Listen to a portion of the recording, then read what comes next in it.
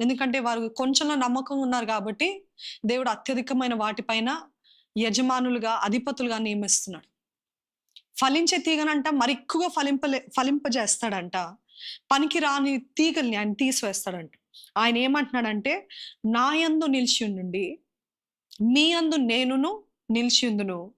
తీగె ద్రాక్షవల్లిలో నిలిచి ఉంటే తప్ప దానంతట అది ఫలింపదు. మీరు నాకు వేరై ఉండి ఫలింపరు." ఈరోజు యేసు ప్రభు చెప్తున్న మాట ఇదే. ఆ రోజు అంజూరపు చెట్టునెందుకు శపించాడు? ఆ రోజు అంజూరపు చెట్టునెందుకు కర్స్ చేస్తాడు? ఇంక నీ దగ్గర నుండి ఎటువంటి ఫలము రాకుండును గాక అన్నాడు. అంతే. అప్పటికప్పుడు అది క్షీణించిపోయింది. ఎండిపోయింది. అదే రీతిగా మన జీవితాల్లో గూడా we have this question, why am I dried up? నా జీవితం ఎందుకిలాగా నాశనం అవుతుంది? ఎందుకు ఎండిపోతున్నాను? ఎందుకు ఎండిపోతున్నారంటే, ఆ రోజు ఫలింపని ఆ అంజూరపు చెట్టు అప్పటికప్పుడే ఎండిపోయింది. అప్పటికప్పుడే యేసుప్రభు శపించినప్పుడు ఎండిపోయింది.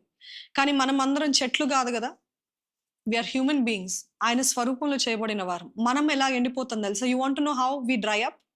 Do you want to know how we dry up? ఎలాగ ఎండిపోతాం, ఎలాగ మన జీవితము క్షీణించిపోతూ ఉంటది. డిటీరియోరేట్ అయిపోతూ ఉంటది.